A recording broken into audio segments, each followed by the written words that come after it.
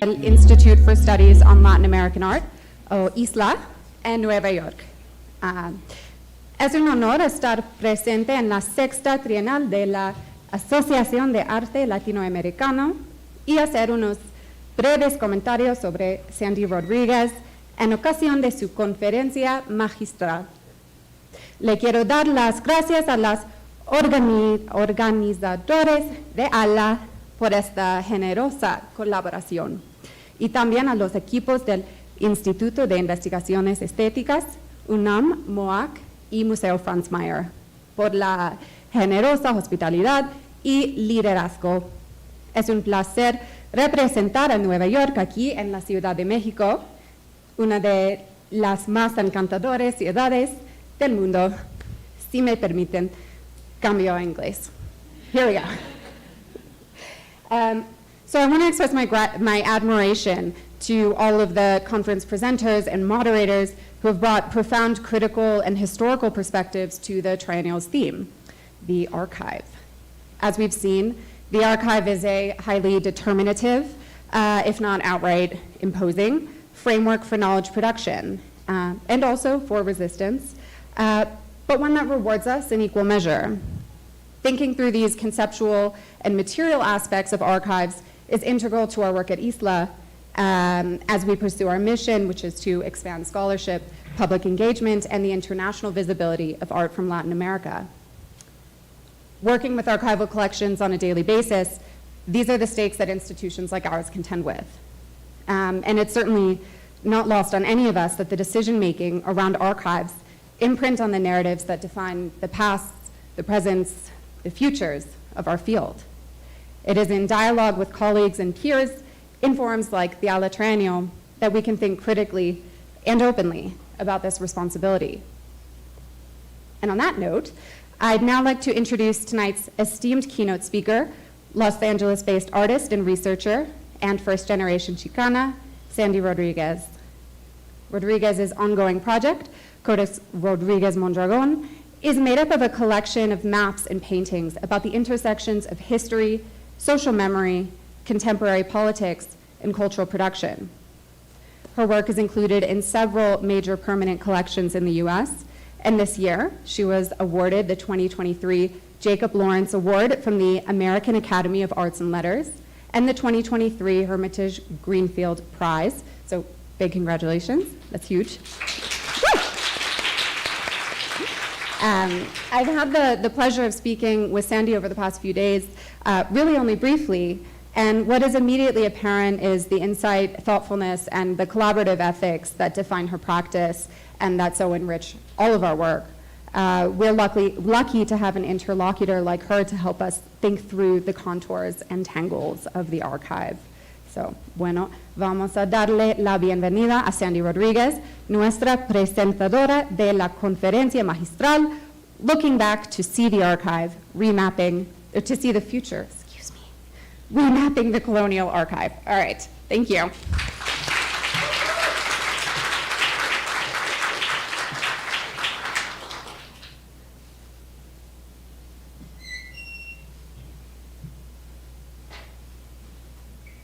Buenas tardes.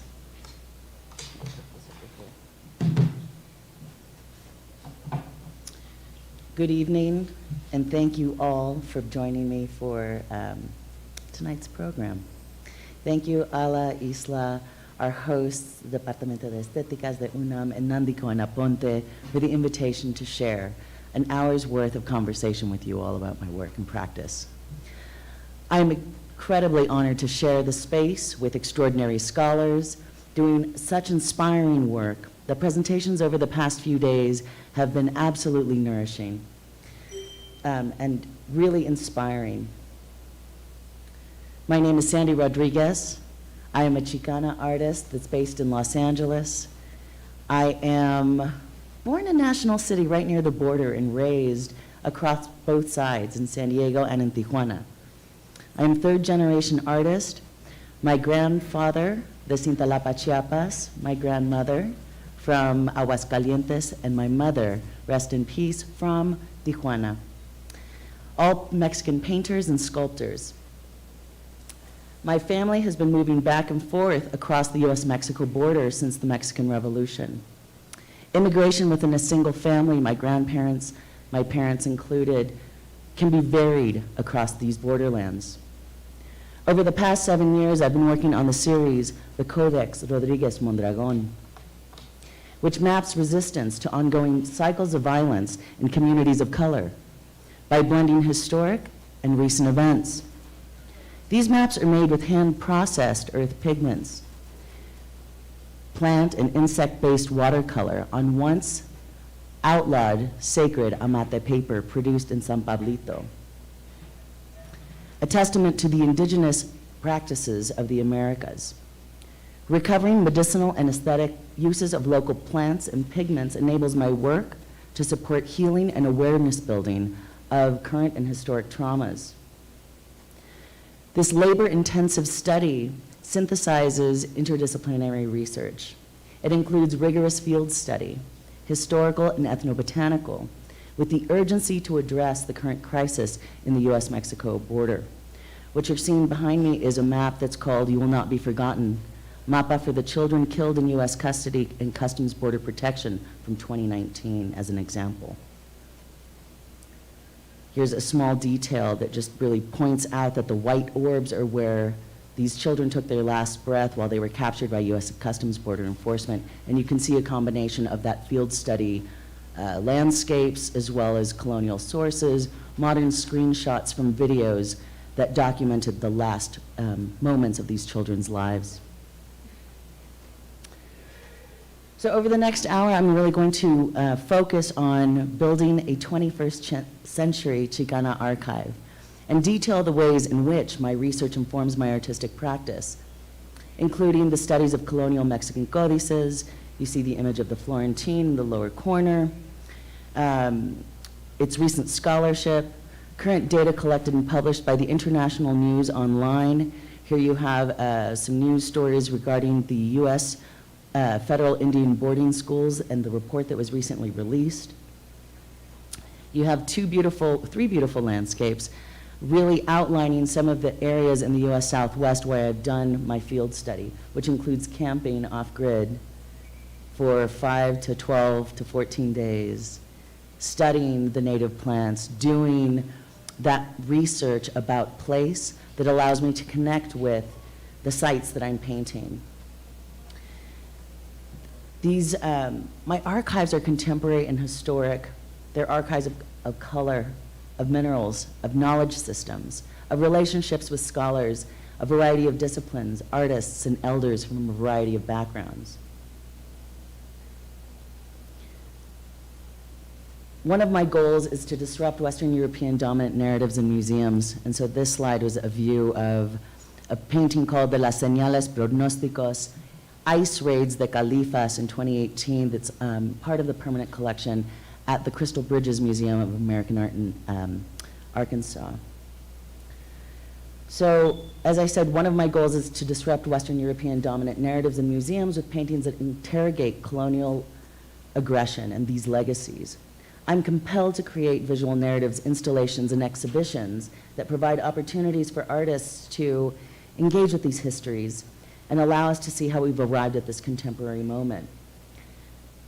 I'm motivated by the horror in the news and creating a vision for a better future. I spent almost 20 years working in Western European and encyclopedic museum collections, 14 of those at the J. Paul Getty Museum in Los Angeles. I studied and taught about the methods and materials of painting using the Western European traditions from medieval to 19th century. At one point in 2016, I was able to dedicate myself full-time to doing my own research and creating works for exhibitions that were critical to me, which led me to my investigations on indigenous colors of the Americas. And that began 7 years ago when I happened upon the publication in the Getty Research Institute, Colors of the New World, Artist Materials and the Creation of the Florentine Codex by Dr. Diana Magaloni. And it was then that I took a deep dive into the Florentine Codex. Book 11 tells of the natural world and it has a treatise on color. And so it was then that I began to test and experiment with those colorants for their conceptual kind of symbolic power, as well as for connecting with these materials. It was at the same time that I began doing that field study across the Western United States, really thinking about how to identify native plants that were edible, medicinal, and utilitarian in the region, and understanding how to produce and replicate color. The culmination of the first year was the map that you see on the screen. This map is called Mapa de la Región Fronteriza de Alta y Baja Califas. I'm from the borderlands. And so really thinking about how I could symbolically use organic colorants that are plant-based to codify the floristic provinces of California and Baja after spending 6 days in the Mojave, 6 days in the Sonoran, 6 days in the Great Basin. And there were so many trials and so many experiments to be able to create this piece. Here's just a couple details to really show you. When I'm out in the field and I'm camping for 5-7 days, you bring all your firewood, you bring all your water, you bring all of everything you're gonna need, and you pack it in and you pack it out. But you can see one of the deserts in the Sonoran Desert, you see the Incopao Range or Sombrero Peak on a full moon. The indicator plant is the ocotillo. And it's so bright under a full moon that at night you're walking around and it's absolutely light blue, this landscape. The work requires 8 hours of hiking a day with little sketchbooks, making sure not to get stuck by a cholla or a very long ocotillo needle, watching your hands and feet to make sure that snakes are not encountering you. When we made it up to, so you see the landscape here and then you see the little citation on the bottom. While driving out to the desert, it was the middle of the spring, and the whole desert is there, but I'm on a dirt road, my Google Maps stopped working, I have to pull out a real map and follow my way in the evening to get to where my colleagues are, and there are the largest jackrabbits you've ever seen doing it in the road. They have the whole desert, but they're in the road. So I go back to the Florentine and I look for images of rabbits. And there was that rabbit in the moon picture, so I had to include it and then show the amorous couple up in the top right corner that you see there. By the time I made it to the Great Basin Desert, this is like at the foothills of the Eastern Sierras, so it is cold, but I'm camping by the hot springs. So there's ice on my tent every day, but then you run to the hot springs, soak, and then you go out and do field study. Well, this creek that you see here has a lot of geothermal activity. So it's so hot that it would burn the flesh off your skin. But there are these incredible areas that have this beautiful plant that is used for treating a number of muscle sprains and fasciitis, and you basically whip yourself with it. It's stinging nettle, and it irritates the skin so that the blood circulation comes back. But you see a direct citation from the photograph, a sketch, as well as my plant study. So this is how those landscapes and how those plants come into the maps. So every time you see a landscape in my work, you'll know that I spent 4 or 5 days there listening to bird sounds, smelling the desert, touching the plants. It's a very organoleptic, very physical engagement. Here are a couple of views of some sites up in Utah. Sometimes you find some beautiful rock formations where you just take a lounge, like a stone hammock. At the end of these trips, your hair's pretty dirty, but you come back with a couple dozen postcards. And when you get along a certain path, you may find a beautiful cave and just make that your studio and spread out all your materials. So you'll see over here on the bottom side, I just kind of mapped a 14-day field study from flying into Tucson, getting a rental car. I've got 2 big suitcases, one with all my camping gear, one with my studio supplies. The camping gear includes my cast iron pans because I need my huevitos in the morning. And the other is all my clothes and gear that you might need.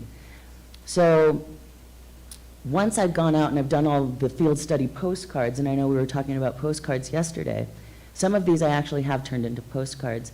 And once I come back and I've learned all their Latin binomial names, then it's a process of going into a database that comes out of University of Michigan.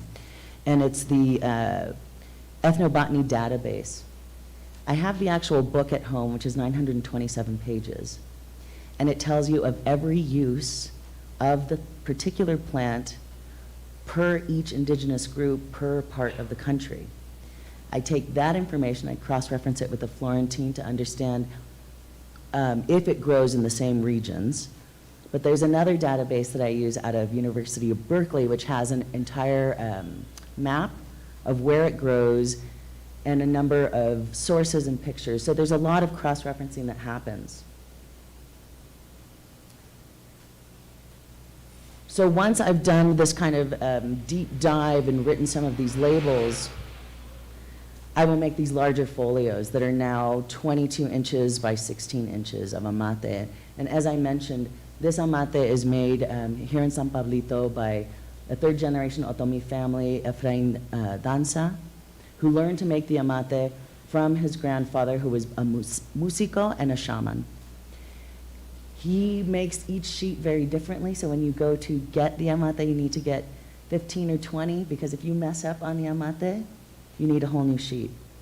It is exterior bark from conote and various plants that are available in the region. Traditionally, it was mulberry and actual amato, but in the present moment, he does a lot of different kinds of mixing, but it's the exterior bark that is simmered in the water that has lye from the preparation of maize. So it breaks down the fibers till it's hairs. Then it's pounded with these rocks that have like little teeth, like picture a meat tenderizer. So it's knit together and masticized and then kind of dried and baked under the sun. So when you wet this material, it opens up, it falls apart. You deposit a bit of organic colorant and watercolor, and it's there forever. You can't blend it, you can't paint over it, and I don't put any sizing or ground on these. One thing that I just wanted to point out with these is that in the early part of the series, you see that I'm using Nopali and the Nopuntia basilaris. In the next one, you see Cempasúchil and Tagetes erectus, and then marigold. So I went from using Nahuatl and English to making sure that I had the English, the Spanish, and really as the series evolves, I basically have to go and do a lot of ethnobotanical studies within the region. So for these, the sacred datura and the Joshua tree, I was working during pandemic out in the Mojave Desert in Joshua Tree. So I'm having to work with Malachi Press publications that are from the 1970s. But the names that you see here in Cahuilla, Spanish, English, and the Latin to really demonstrate plant knowledge over time. When I'm working at the Huntington Museum, and these were plant studies of native plants that I created for a current exhibition that's on view, I had to work with linguists on plant names for Tongva, because Tongva is the community that the original caretakers of Los Angeles. That information is not published, and some of it's very out of date, so I had the opportunity to work with the Tongva language group. So once a month, when possible, I will go out and volunteer at the Sacred Springs and talk to elders and artists and show them the drawings and ask them, is this the most up-to-date name of this plant? Do we all agree on this? Because we don't want to continue to present old or out-of-date information when we're creating labels and we're trying to reintroduce the names that these plants had for 12,000 years before the Spanish invasion, the Mexican colonial period, and the Anglo settlement of the area. So for my current exhibition that's on view at Santa Barbara, I worked with linguists from the Chumash community. And there's 5 different dialects within the Chumash community, which goes from the bottom of Central California to the top of Central California, Ventura to San Luis Obispo. So on those labels, you'll see a little B that will indicate Barbareño or Cruzeño. And so really, it takes as long to vet those names of those plants as it does to research the actual uses of the plants. And I've been very fortunate to work with curators that allow me to write my labels and really present audiences with opportunities to understand their multiple uses. This is a accordion fold codex. It's 9 feet long by 24 inches tall, and I had Efrain Danza make a custom set of sheets for me. Then I worked with a Chicano bookmaker to make me 6 of these. I started one and I messed up. So I don't know what's gonna happen to that one. So I put it away. But there are 3 that are in existence. This one's on view at the Huntington. This is the actual recipe made visible based on my research from the Cruz Bariano, the codex that's here at the Biblioteca, at El Museo Nacional. And I just had an opportunity to see it today in real life. So I was just overjoyed and goosebumps to see how the material actually sits on the support, to see how the difference of those marks are between the actual object. You can see the hand of the artist that you can't see in these facsimiles, that you can't see in reproduction. So after about 4 years of doing research on the 16th century Latin translated from Nahuatl, I was able to figure out what most of the ingredients are. There's still 2 plants that elude me. And I've been in conversation with Linares and Bai here from the Ethnobotanical Garden. I've been in conversation with ethnobotanists from the Bay Area, with early modern Latin scholars from Rome, to colleagues at the GRI to really figure out what these ingredients are. There was one element that we just couldn't, I couldn't get 3 people to agree. And if I can't get 3 people to agree, I'm not gonna include it, I'll just wait. But I was working with Nandi Ponte and Ella Diaz at Cornell last May, and I got to go into special collections and really use one of those dictionaries that were created at the same time as the Cruz Bariano. And so it's an evolving process, really. But this is the treatment for susto, or trauma, or fright. And I learned about this particular folio within the Cruz Bariano at a conference at the Getty in 4 or 5 years ago. I can't remember. So just to go back for 1 second, the text is, for those of you who don't know, the text is dedicated for remedies for ailments such as stupidity, goatee armpits, government officials experiencing fatigue, toothaches, fever, various body pains, but it includes culturally specific issues like emotional symptoms such as trauma and fright. So the survivors of the 1521 conquest and subsequent epidemics that took place was something that I was thinking about before we entered our pandemic, something that I had been thinking about for 3 years. And while we can never truly understand the experiences of people who have endured colonial aggression over generations, we can look at primary sources such as the Codex Cruz Bariano and the Florentine for traces on how these ailments were treated in the past. We can read news stories and listen to testimonies about families experiencing the ongoing colonial aggression in the past, or sorry, in the present, and see the dehumanization of migrant communities by federal policy. By means of research, writing, and art making, the traumas of the present can be put into context. The past is humanized. Recent violence against migrant children and human rights abuses across the US-Mexico border has a very long history. Growing up, I knew that my mother's immigration status was something that caused her great anxiety and fear. While my father was naturalized in the 70s, they raised 6 American-born children. The threat of family separation a real possibility. In our present moment, collective, individual, and intergenerational trauma and fright still requires treatments. Today, it's prescriptions for a range of anti-anxiety pills, antidepressants, sleeping pills, and muscle relaxers. My talk will now shift to doing kind of a focus on a few of the works that really kind of pull a thread and highlight some of the ways in which I'm creating this 21st century archive. The image that you see on the screen is Mapa de los Child Detention Centers, Family Separations, and Other Atrocities. I'm going to share this work with you, work from You Will Not Be Forgotten, a 2019 exhibition, Mapa for Malinche and Our Stolen Sisters from 2022, as well as some current exhibitions that are on view at the Huntington Museum.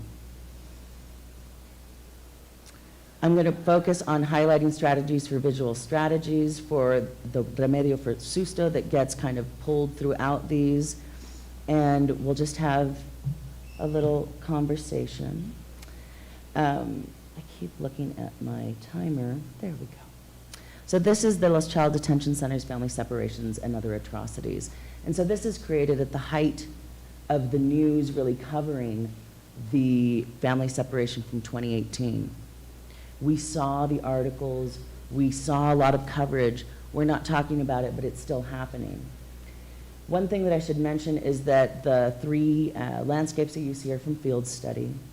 All of the colors are, again, hand processed from this mushroom-based yellow to the Maya green to the logwood purple.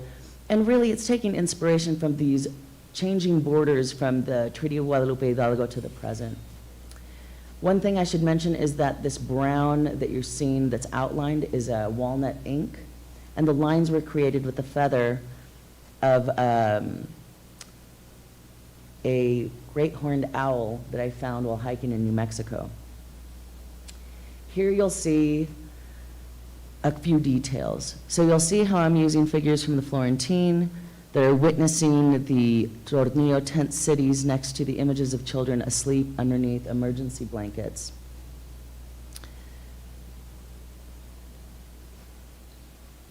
Here you'll see a scene in Central Texas where I've taken a family that have the enslaved yokes from the Florentine, and I've separated the family. I literally tore them in half.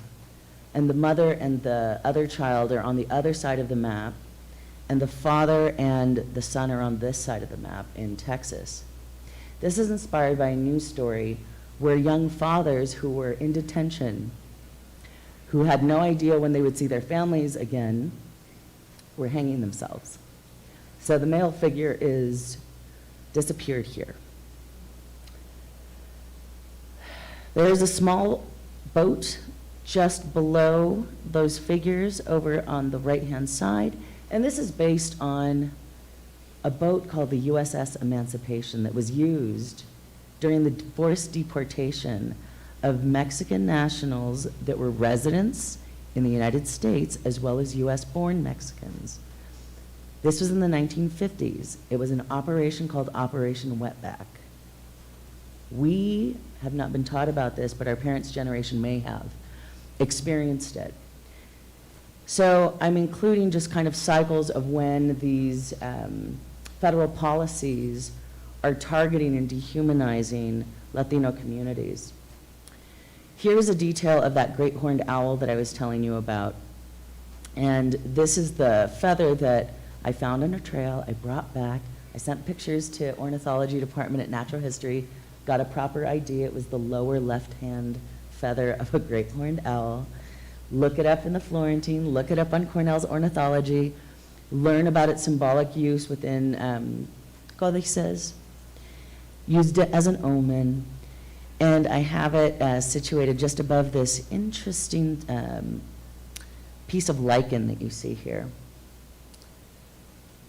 Now, while I was in New Mexico, I was staying with a friend on a property, and there was all this lichen, beautiful lichen all over the floor, and all over the trees. And ethically, you can't collect lichen because it's doing its job and it's creating oxygen for us through photosynthesis, through the symbiotic relationship with the trees, but you can collect it from the floor.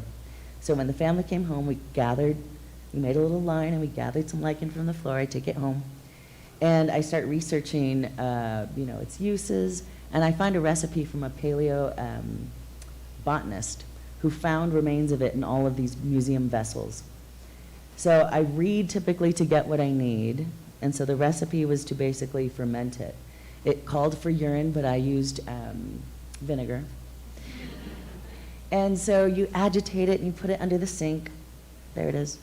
And you put it under the sink. I wrote down the recipe. There's 2 photos of it. And typically when you're doing an extraction on a plant, it smells like rayos, like it's bad. You have to do this outside. But this one, it smelled like perfume, and later I found out it's used for embalming. It's used for color. It makes 4 different shades, and it's used for perfume. So after 21 days of shaking this thing under the counter, and like it starts turning pink, it starts turning purplish, I continue reading only to find out that it doesn't work on bark paper. It only works on proteins, silk and feathers and fur. So not all my experiments are successful. In December of 2018, just after I finished this other map, the news story came out. She died of dehydration and shock. The story of Jacqueline Calmaquin, a 7-year-old Guatemalan girl who died in Customs Border Enforcement custody. The story shook me. I wrote it on a sheet of amate paper, taped it to the wall, went out to go to field study. Field study is a way that I can recenter and refocus myself to deal with some of these more difficult narratives that are so important and critical for audiences to talk about. And if you can seduce people with a beautiful painting and then have them confront these more challenging contents or stories, then I think that I've done my job. So I went out to go do field study. I came back, I listened to more and more news, and I'm having studio visits. And it was at that time that my dear colleague, Diana Magaloni, was in the studio with me and asked if she could write some text for my catalog. So she wrote these beautiful poems in Spanish and English. But in order to do so, she asked for all of my files. So I have a ton of files of every news story in English and Spanish about Jacqueline and her family. So she's integrated those details in this text. So for each exhibition, as we know, if you don't have a catalog, the exhibition might as well not have happened. You need an archive. So a lot of my exhibitions will have limited edition catalogs, and there are still a few of this particular publication. So going from the child detention map that was more broad and general about child detention, family separation, and other atrocities, as the next project happened, I had to humanize it and focus it more on these 7 children. So I just wanted to show you a few of the other portraits of Felipe Alonso Gomez, who was 7, or Wilmer Josue, Ramirez Vasquez, who was 1. I put the date of their birth, or he was almost 2. Or he was just 2. I put the date of their birth on the bottom, the date of their death on the bottom, and by their country of origin, I included the national bird from the flag.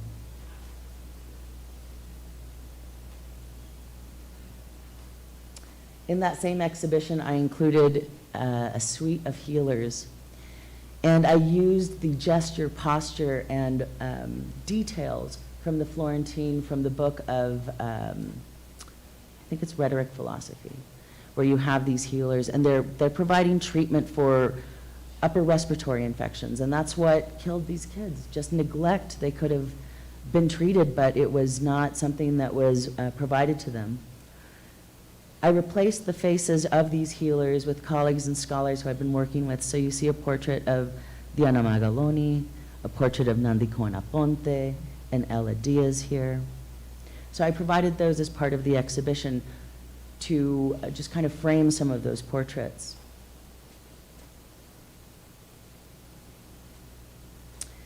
There was another image that I included in that exhibition that was really, again, posture gesture inspired by the Florentine. And this is the section of Book 11 that has a number of scenes of midwives and mothers. And I also went back to the Cruz Barriano and I found Nonochton, which is for pain of the heart. It's physical and emotional pain of the heart. So I include the Nonochton here. But you see how I go back to news stories and sources and flip the image, because when you're transferring by means of rubbing chalk on the back of a printout and putting it down to transfer it, the image is flipped. And so when you see a lot of images from other popular sources flipped, it's because they're using a transfer technique that is a very old technique for scaling compositions. I'm going to take us to Mapa for Malinche and Our Stolen Sisters, which is one of the more recent maps, and this is a double map. So it's 97 inches by 97 inches. So this is a map of Mexico and the US Southwest, and it makes visible the story of Malinche. I invited viewers to really locate the elements from indigenous colonial sources in this particular work. And I marked 8 pivotal events from her life. As an enslaved teen, she was gifted to the Spanish along with 19 other girls, and while her survival is documented in records of the period, the fate of her sisters remain unknown. Red hands were painted across the map to identify sites where contemporary indigenous women were stolen in that year and underscore the enduring legacy of colonial violence on indigenous women and girls that has not stopped. This map draws on traditions of ancient painter-scribes who layered time and history and identity on ceremonial paper, and each pigment that I used contains this symbolic power. The Maya blue connecting us to ancestors, the gold representing the sickness that afflicted the Spanish during the invasion, the red ochre all along the coast, and ancient ceremonial paint that records history and ritual. The red cochinilla derived from nochesley or scale insects used for the handprint stands in for blood. Some say that it's the only color that spirits can see. White is used for Malinche's dress, represents our mother, our sister, our icon. I was commissioned in 2020 by the Denver Art Museum to create this map, and it toured 3 venues, and it was important for me to study and cite existing images of her and reimagine them so that they would be legible to contemporary audiences across the US. I was in conversation with curators Victoria Lyle and Teresita Romo. We identified 8 major points. And to locate those red handprints that you see across the border, I worked with MMIW USA, which is Murdered and Missing Indigenous Women. I requested a list of names. It was far too long. It was the names of women who had been trafficked, abducted, murdered, and missing along the US-Mexico border just over the past year. I could only select 19 for the map to stand in for the 19 other girls that Malinche was trafficked with. I created a Google map that is on the label for you to see where those locations are, as well as a link to the organization so that you can donate time or resources in any way that you can. Here are some details from this mapa, and here are some sketches. There's an exhibition that's on view at Rutgers University that will be on view through April 7th. I'll be in residence there in 2 weeks, but you'll get to see all 30-some of these smaller sketches taken from colonial sources. So you see where I have to do a study from a historic source on a small sheet of paper before I can figure out if it's going to go into the map. And so you see where it ends up after 30-some attempts to kind of make these moments visible. So you'll have just a lot of these one-to-ones that you can see in the presentation, but that's what this corner of the studio looked like. And so you see from the historic to the study to where I'm selecting just a few elements or just a few details. Again, here's an image from the Cruz Barriano, those studies and seeing how it develops. So I've been trying to get all of those 7 ingredients from the Remedio for Susto within these works for both the subjects as well as us who have witnessed these events in our own lifetime and have thought about them. Just some more details. This is a map that was commissioned by the Huntington called You Are Here. And I'm just going to give you a quick overview because I want to make sure that we have enough time for conversation. But this, I worked with a Tongva elder who is a dear friend and colleague who passed in 2021. As I mentioned, the Tongva community is the original community of Los Angeles. When they invited me to create a work of art for a new installation at the Huntington Museum of the American Art Collection, I decided to create a map of Los Angeles called You Are Here, Tovangar, which is its original name that was in use for over 12,000 years, el pueblo de Nuestra Señora la Reina de Los Ángeles de Porciúncula in Los Angeles. I included the names in Tongva, in Spanish, and in English, and used pigments that were derived from the local area, including soil from Santa Catalina Island. This is the current map that's on view through the end of the year, through December. So if you come to Los Angeles, please come check out this installation. There are 7 new works. This is Rodriguez Mondragon's Federal Indian Boarding School of the Southwestern United States and Child Detention Centers. It was my conversation with Tongva Elder Julia Bogany that we made that connection between the current child detention centers and those federal Indian boarding schools. I dedicated this piece to her and created a portrait of her in the gallery. So fast forward between the work from last year and this year, but this one synthesizes those 7 years of field study. So these smaller details are from those postcards that you saw. We went through the several hundred-page Department of Interior report that claims that there were just over 408 federal Indian boarding schools in operation between 1860 and 1978. In talking with indigenous scholars and colleagues, there's a lot more than that, and there are some that are still in operation. This is what the federal report has documented within the first phase of it.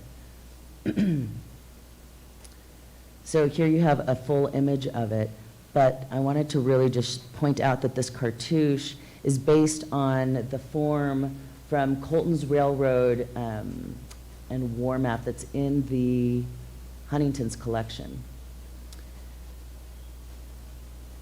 The Southwest Key Child Detention Centers that are still in operation, but no one's talking about. We heard about it in 2018, but we're not talking about it today because the federal government has a subsidized private company that is operating these detention centers. So those are in this lavender that you see here. And I have a little field study photo for you over on the other side. I worked with my project coordinator who does a lot of amazing things for the studio to take all of the metadata from this report and put it into a Google map so that educators, when they're visiting, can scan the QR code and get all of the details about when it was in operation, how many children were there, and what we know about it when you just kind of hover over each one of those. Oh. I thought I would kind of wrap it up with showing you my archive of color.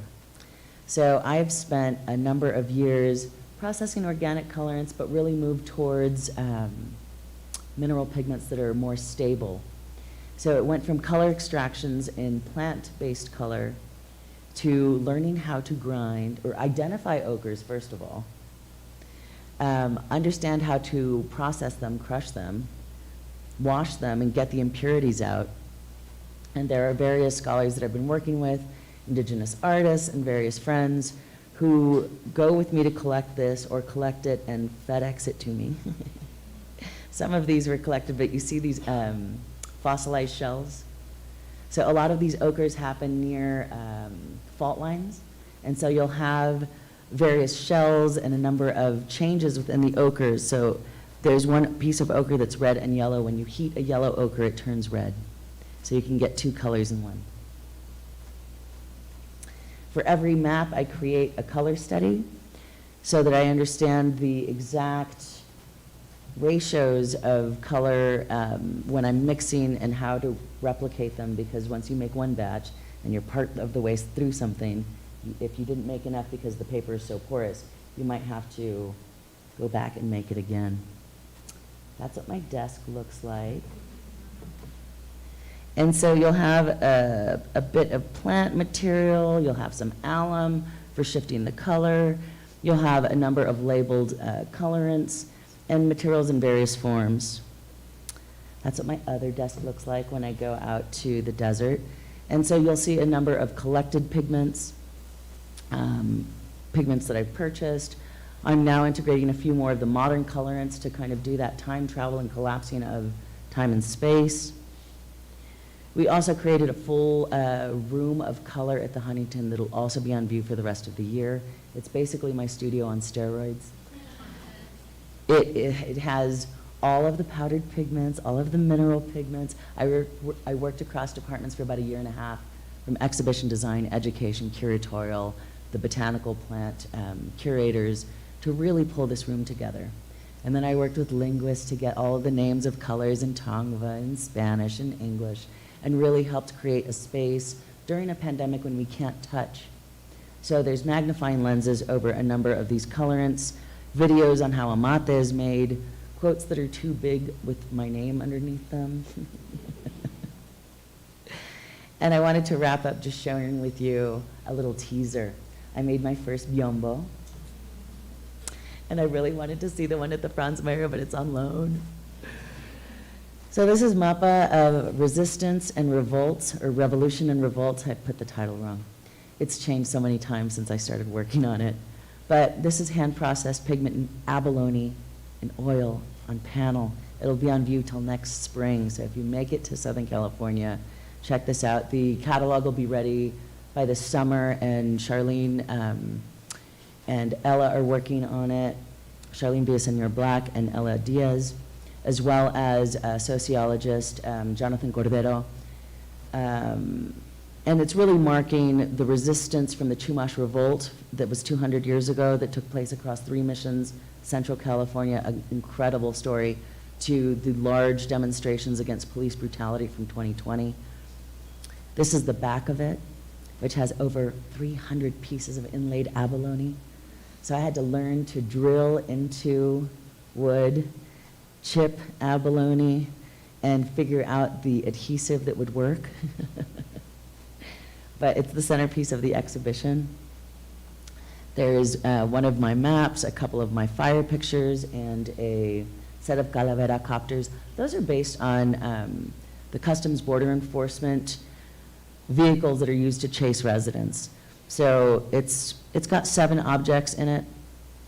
I wanted to really wrap up the talk sharing with you how I'm archiving the sources. When scholars ask to write about my work, I say, well, which map do you want the spreadsheet for? So you have a little thumbnail, you have a link to the actual Library of Congress page, a detail of it, and then which map it's citing, it's connected to. So we just started putting these together, but it's something that I have to keep track of because there are so many different files in physical form, but this is a lot neater than trying to go through my files. So you'll see, different spreadsheets relate to different ones. So this is related to the more recent one that's on view at the Huntington. I'm also working with a platform called Artwork Archive that allows you to really not only go exhibition by exhibition, but you can search for figurative work, or you can search just for plants. So when someone is considering putting something in a show and they're like, send me a list, you go into Artwork Archive, you pull a report, and you send that off. So I'm doing a lot of organizing because there are so many smaller studies. And I'm just delighted to get to spend this time with you. Know that there are 5 concurrent exhibitions on view right now across the US. So if you find yourself there, please take a look at those. Take a look at studiosandyrodriguez.org. It's also being archived once a year by a consortium out of New York. So in case we are constantly updating and you miss something, it's definitely going to be there. I just want to thank you so much for spending this time listening to me talk about a few of the 12 mapas that are part of the series. Muchísimas gracias, and thank you so much.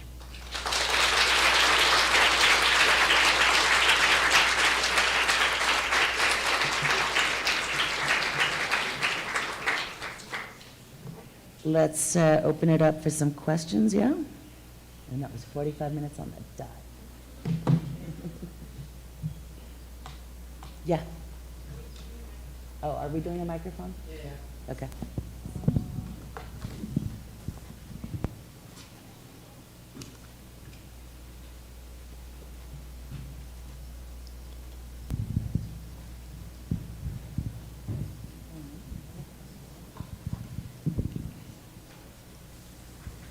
Thank you so much for sharing your work with us. It's really important what you're doing in so many levels. But my question is about how you translate your field studies of plants to the actual, finished product of the mapas or the códices, and thinking about how Benjamin was talking about the translation of a live performance or a video into like a photograph, how you feel about translating a live plant into a drawing, and how you decide what stage of the plant to use, like it's flowering or it's seeding or it's sprouting, and how you navigate that. So that's a wonderful question, and thank you. I'll tell you, it has been very interesting to go back to different parts of the country and see plants at various times of year. So to have to identify them by twigs in the winter, to see them flowering or to see them fruiting, it's really about when I can get out to go do that field study is the point when they get drawn. When it is an abundant plant, I will collect like a 6-inch kind of sample, put it in my cooler, get it back to wherever I'm camped out and do a very kind of thorough study of it. And like I said, you'll have 20 of those. But drawing from photographs is not something that I do. I draw from life. The same way that I process color and I'm really kind of getting the material power from it, there is something about that organoleptic kind of experiencing of plants, of scratch and sniff, of feeling them, of smelling them, of preparing them as food. It's about this larger relationship with an ecosystem. It's about understanding its uses. And it's about the ones that you have that connection with that you're going to put into the map. So even if there's 20 little plantitas, you got to look at your landscape, look at the map, and really recall what that experience is, what that experience was, for it to end up in the final piece.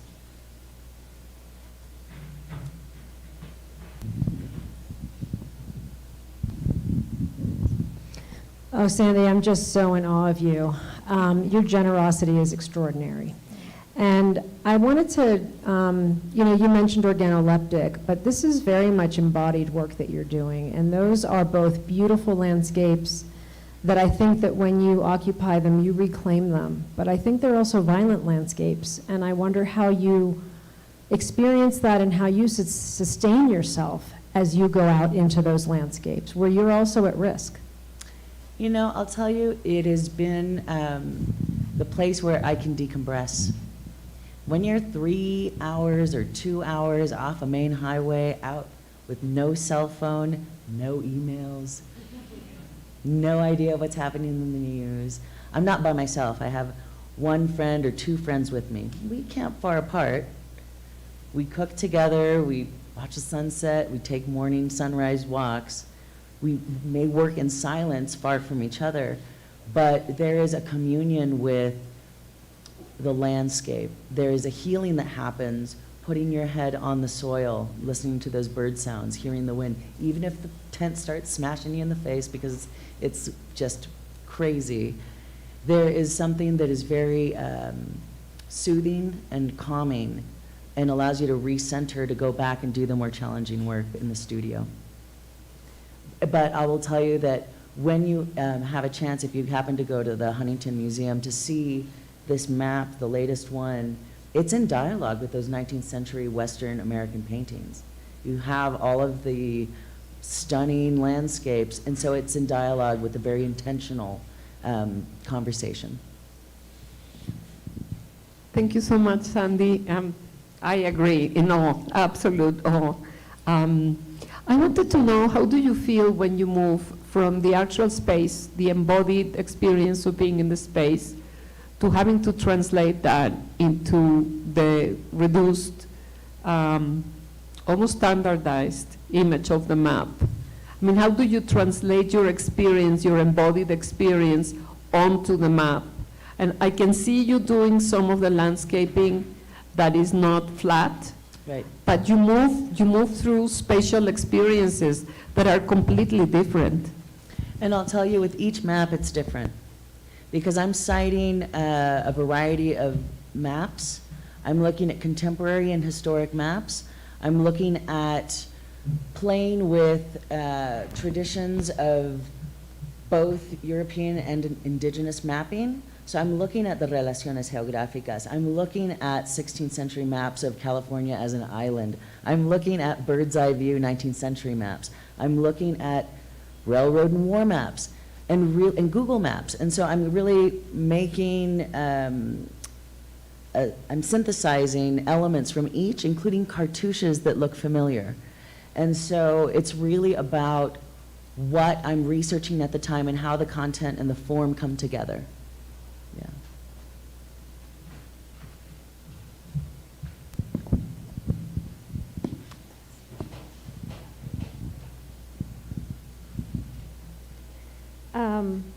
I'll just echo again that I'm in awe. Thank you so much for this wonderful talk. It's a beautiful way to finish this 3-day conference. And I love how you elaborate in your talk based on, in relation to the theme of this conference, these 3 different types of ways that you're working with archives, I think, right? That you're reviewing archives, you're creating your own archive of objects, but then your works are also an archive themselves, in the form of maps. And so I wanted to ask you kind of more of a technical question about the stability and longevity of your works as well, because when we think about an archive, an institutional archive, for example, the worst thing that can happen is that an hongo or mushroom, right, like fungus, gets on the paper, but you're working with all of these very natural materials already on the paper itself. Mm-hmm.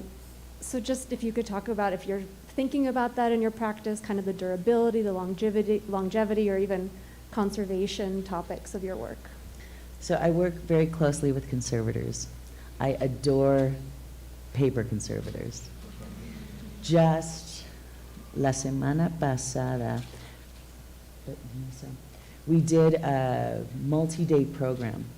So the Getty Trust invited me to share 2 days with paper conservators and curators of works on paper from all over the world.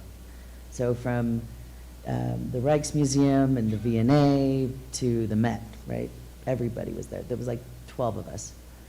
And when I have a question about stability, about doing repairs, about you name it, whatever it is, I consult with them. The mineral pigments that I'm working with are as stable as cave paintings. This is ochre. When I use an organic plant-based color, I back it up with a modern colorant, so it's not a limited time only color. And I would say what is the most unstable in terms of painting would be modern colorants. Rothko's colors are unstable. Yeah.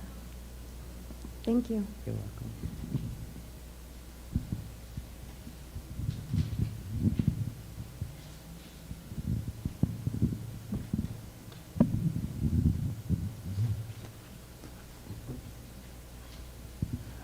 Just echo everyone else and say thank you so much for all that you've shared. I really appreciate it. It's incredible to listen to.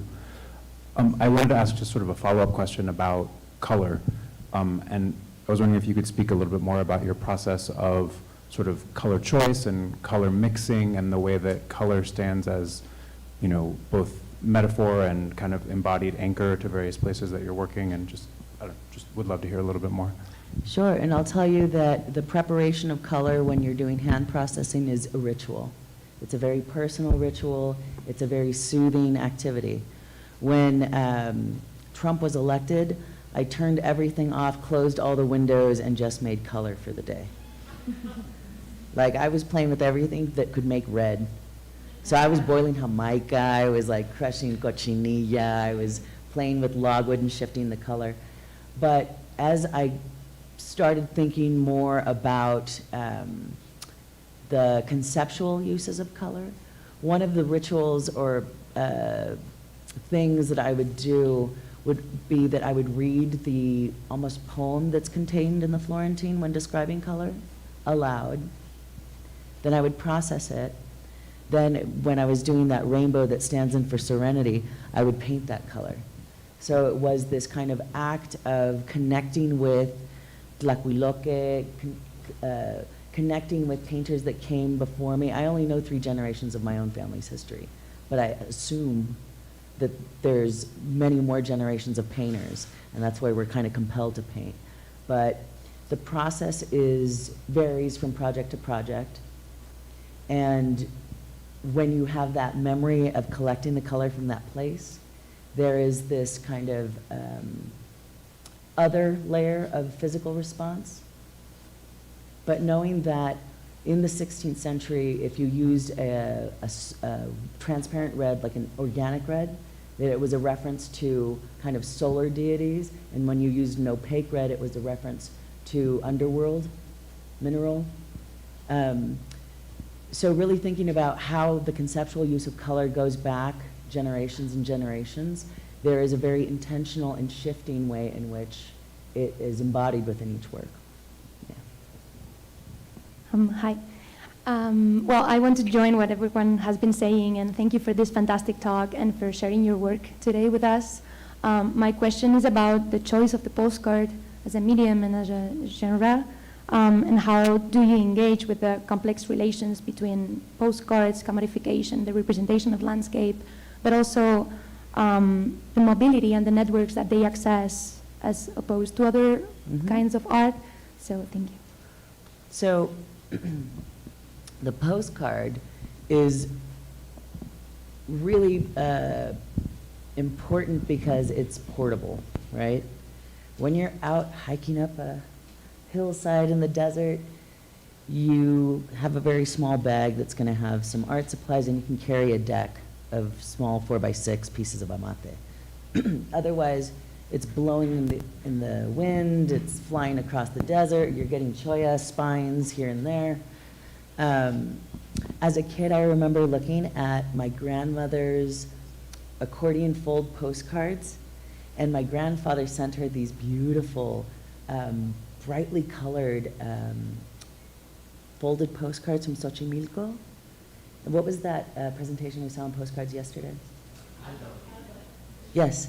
So that made me think of them, you know? And so there's this way in which images of place and postcards really kind of follow that kind of travel postcard, that also that 19th century travel landscape painter, right? So I'm taking a lot of these conventions and I'm playing with them because I'm a Chicana woman who's really using these in service of having some more critical conversations, but playing with some of those strategies and some of those forms.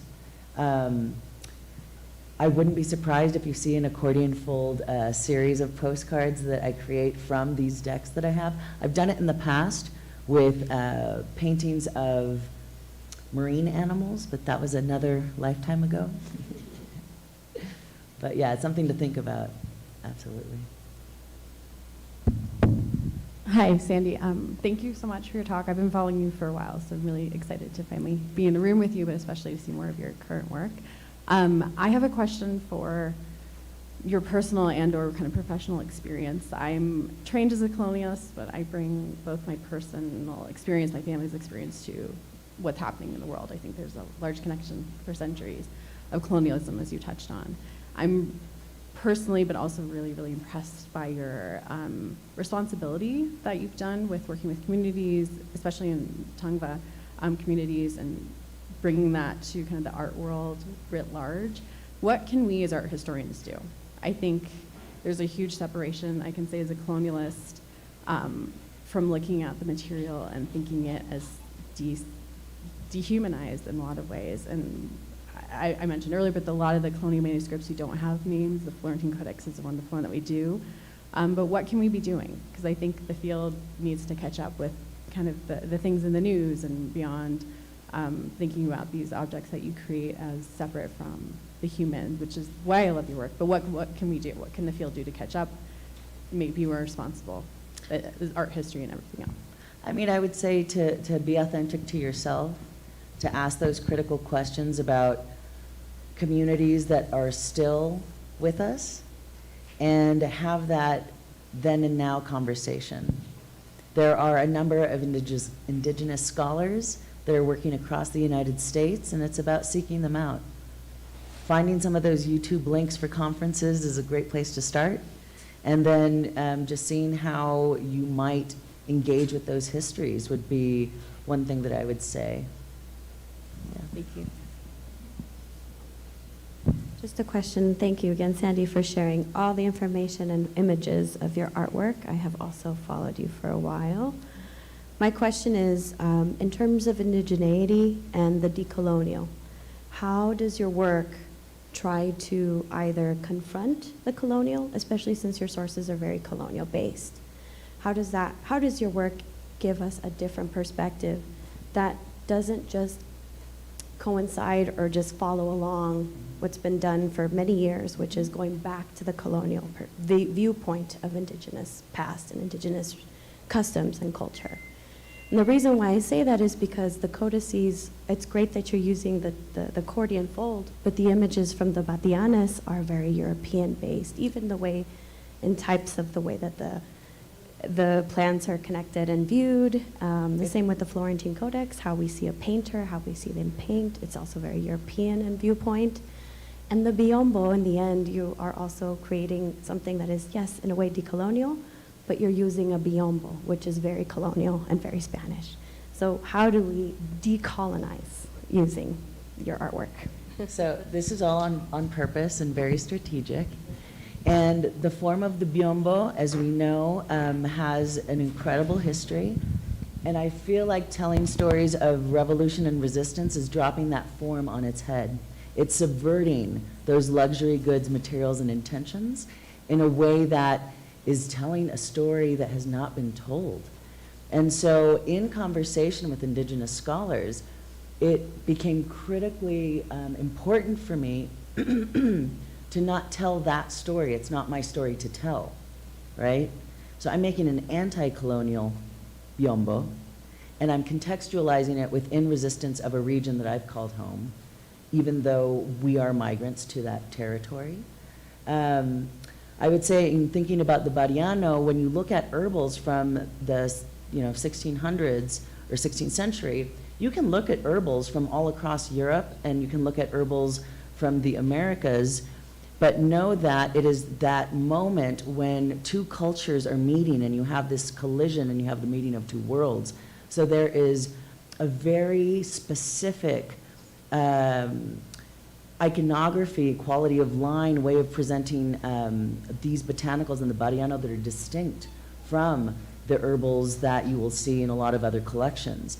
And so really taking from both traditions as a strategy of creating an anti-colonial suite of botanical portraits and then having their names in their original language is something that I'm really excited about getting to do as part of my work. Thank you, Sandy. That was really wonderful. I have a question. Something that I found really fascinating is the way that you cross-reference and do all this collaborative work with botanists and linguists and elders and all of this sort of like commitment to get it right, get the information right. That I see it, and correct me if I'm wrong, as a sort of commitment to truth, to authenticity of the history of the plant, of the name of the plant, of all of this. And I was wondering if you could speak a little bit more about that in connection to something that you said kind of in passing, which is like, well, if I can create a beautiful painting to seduce someone, right? So this idea of seduction to sort of like present truth.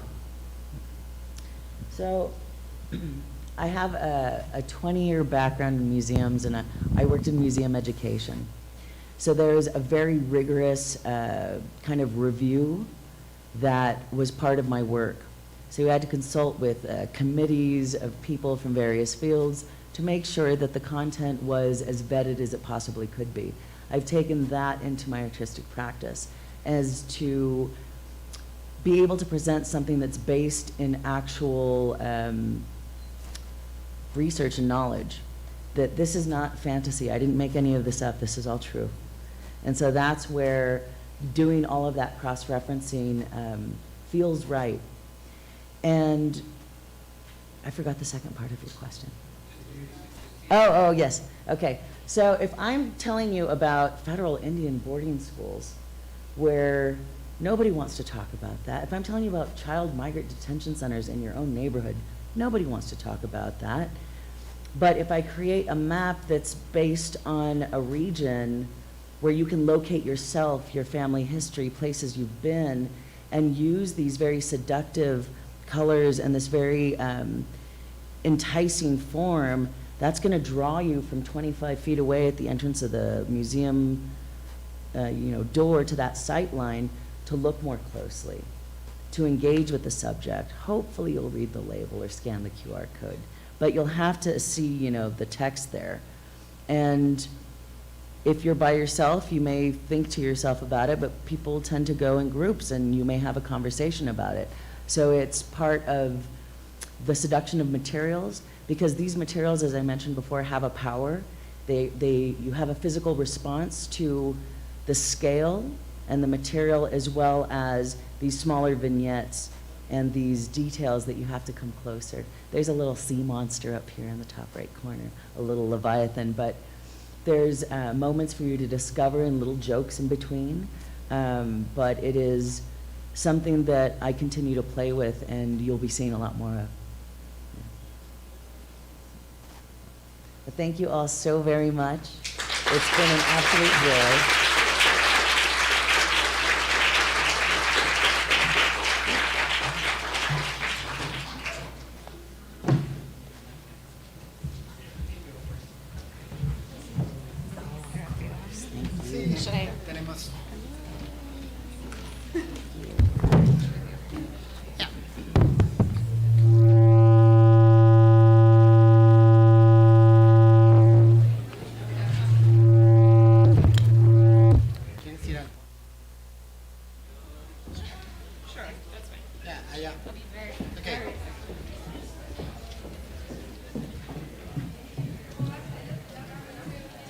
Okay.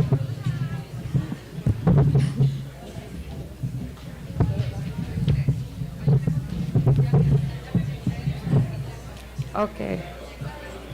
¿Listo? Okay. ¿Me escuchan? ¿Ya? ¿Me oyen? ¿Ya? Okay. Okay. So, very briefly, because we've just witnessed, I think, a really remarkable talk, I just want to, I'm going to echo what everyone else has said, which is simply, I want to share my gratitude, to invoke Adriana's word, your generosity, the way you have shared this space with us, and I think also shifted this space for us, has been really profound for me. I'm trying to keep it together. But I think it has really hit home the way in which the stakes of what we're discussing here are very real, very visceral. So thank you for being here with us. And I want to just share a couple of very brief words, and then I will turn it over to Luis Vargas to close out the conference. I just want to very briefly extend my deepest gratitude to all of the speakers, moderators, attendees who have made the Sixth ALAA Triennial such a robust and engaging forum, to my fellow ALAA committee members, Ana Franco, Joanna Reyes, Ananda Kona-Ponte, our President Emeritus, whose beautiful portrait was up earlier. It was so lovely to see. I offer my deepest gratitude. I so enjoy working with all of you. Thank you so much to Lucy Hunter, Blanca Serrano, the entire team at ISLAA who made this talk by Sandy possible, as well as the Museo Franz Mayer for hosting us today, and the team at the MUAC and Estéticas for hosting us these past 2 days prior. And also a thank you to all of the ALAA benefactors and members who are represented here today and watching in vivo, and to our to everyone who has supported ALAA. Events like this really can't have happened without you.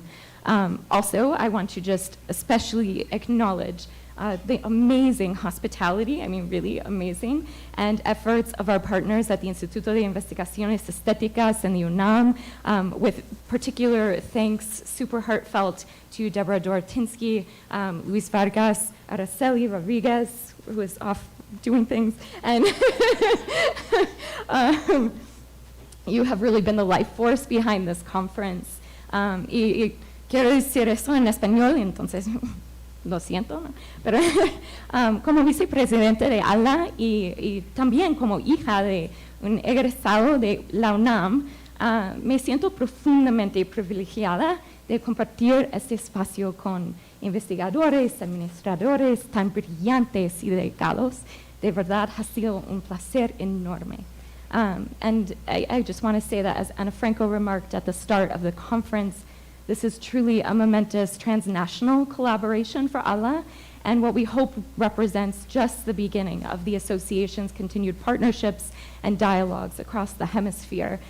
So if you're not already a member of ALAA, les invito a unirse a la asociación. I have to say it. I invite you to join the association today and contribute to this community, which we hope will continue to expand. And so now, to close out the triennial, I welcome, well, Luis, you can come to the podium or stay there. I welcome Luis Vargas. Yeah.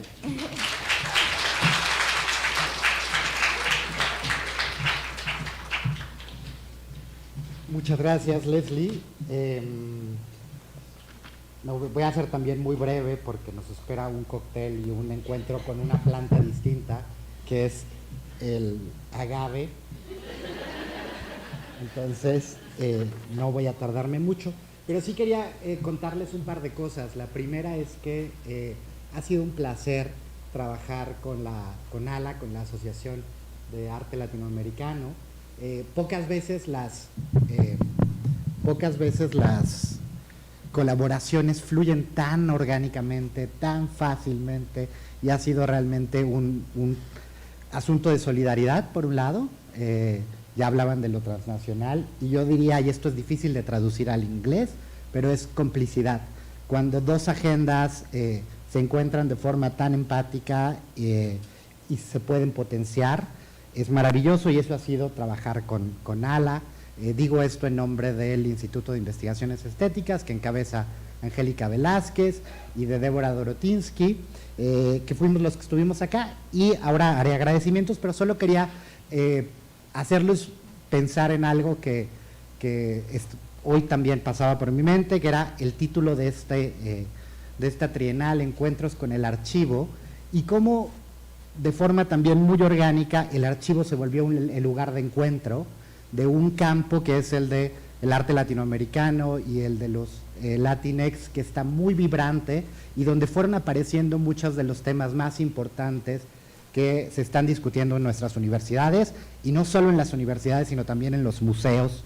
Y creo que aparecieran de forma tan contundente hace ver que el campo de arte latinoamericano y de la historia del arte tiene una forma de pensar que es muy útil a la realidad que vivimos, la manera en la que se fue organizando la conferencia con el feminismo al principio como el lente para pensar nuestro presente, es algo que creo que permitió después ir haciendo hilos con temas como lo de Colonial, las políticas extractivistas, los pasados geológicos, donde de forma también muy orgánica el siglo XVI, que nos mostraba Sandy, convivía con el siglo XXI, y donde también vimos que los museos son espacios verdaderamente para hacer de la academia algo mucho más vivo.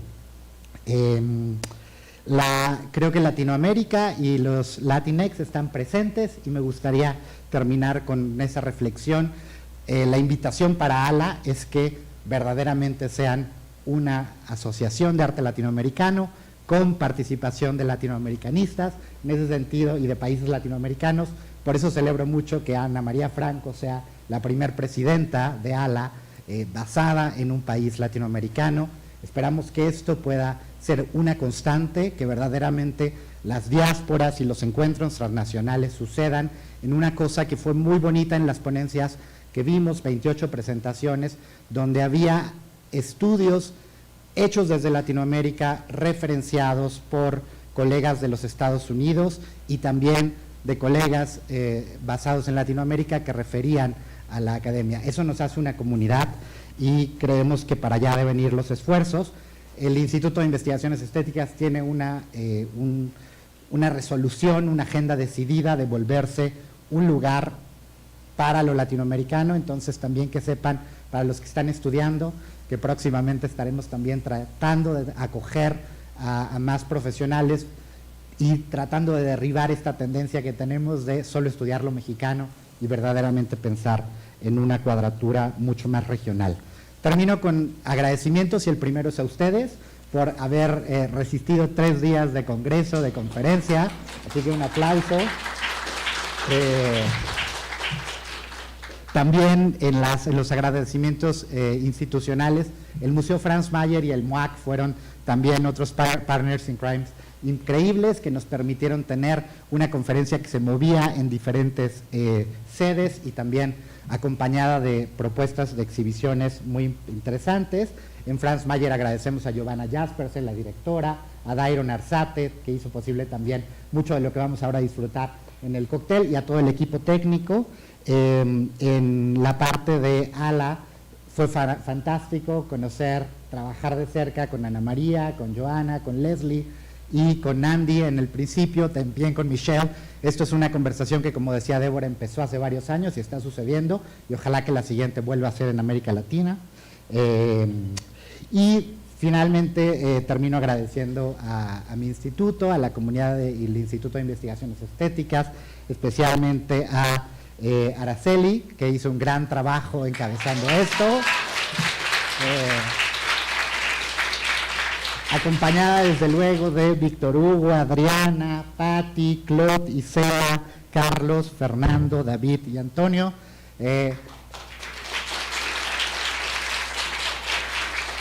Y termino con esta frase muy mexicana que es: mi casa es su casa.